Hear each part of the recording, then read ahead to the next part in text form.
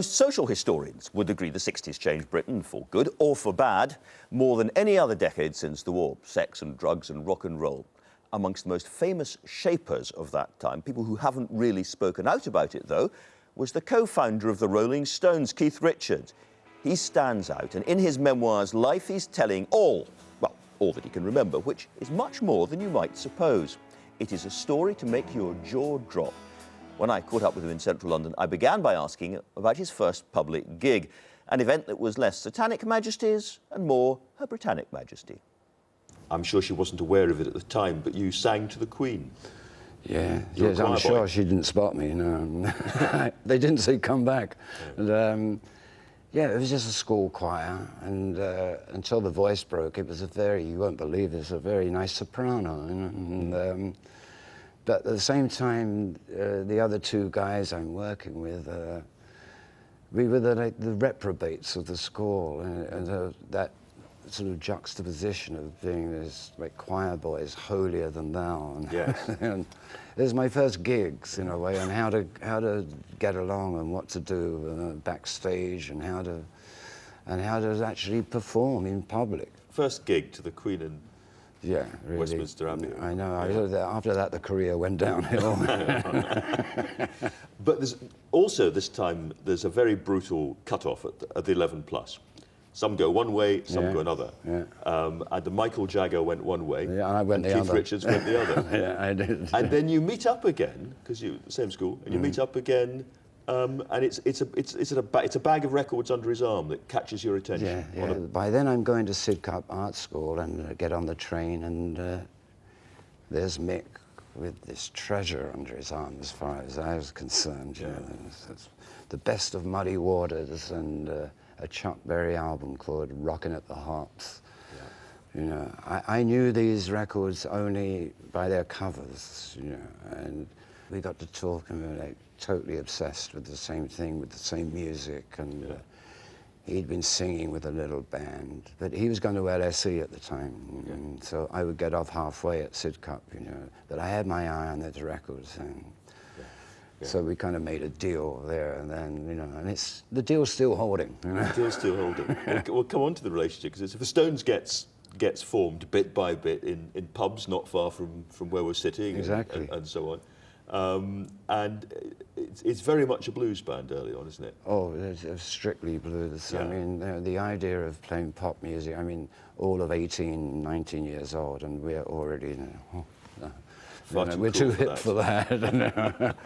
There's a very interesting thing that you've said that I hadn't thought about, which is you're playing these very small rooms to start with, and that is partly where the Jagger style comes from, because you've got no room to do anything except ride. Exactly, yeah. I mean, I've always said that Mick could work this table here in front of him better than anybody in the world, because there was nowhere else to go, but he would put energy and interest into that one small spot.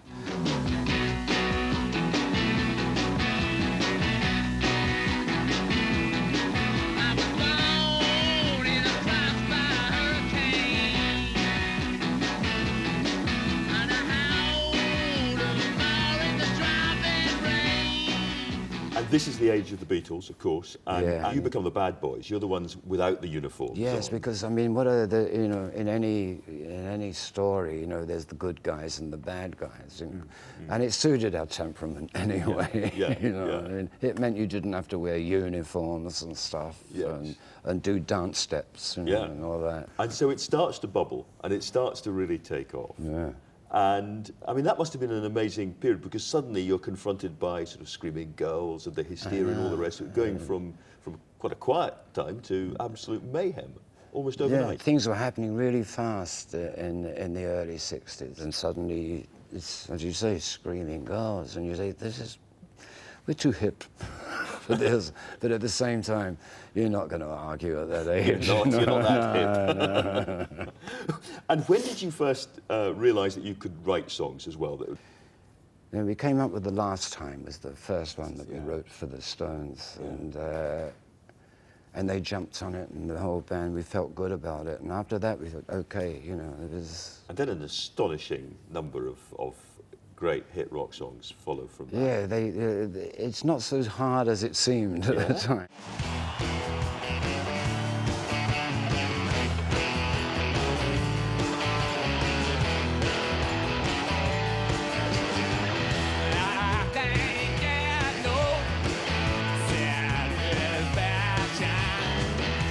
One of the things that's I've always wondered about is when did the whole drugs thing come into rock? And it seemed, from what I've read, is that it was a lot of the black bands who were touring frantically hard, doing gig after gig after gig, day after day, and it was the only thing that kept them standing up and awake, pretty much. A lot of them black bands we were playing, you know, with Ike Turner's band, and they'd arrive at the gig and they look so perfect, you know, I mean, together and everything. And they've made the same journey that we had to make, and we'd be crawling in, like, I'm not barely 20 years old. And and how do you guys do this, you know?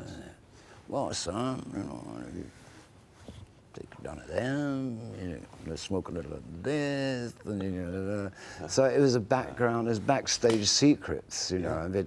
Then basically that was the way they did it, you know. I mean, to be able to make 2 shows a day and maybe 500 miles apart, I mean, you'd need some sustenance, you know, and it's not just food and water, you know.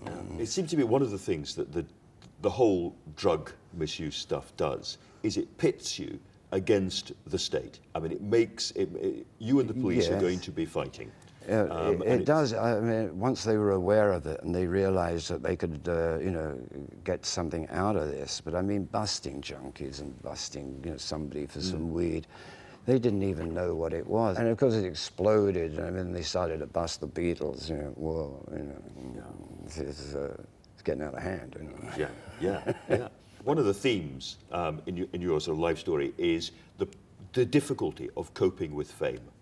How you survive in that bubble when everyone is kind of on their knees saying, you know, you're a god, you're a god, you're a god. I know. I think in its own weird way that's where you know, heroin or the stuff sort of helped me, because it really kept my feet in the gutter, not just on the ground, you know.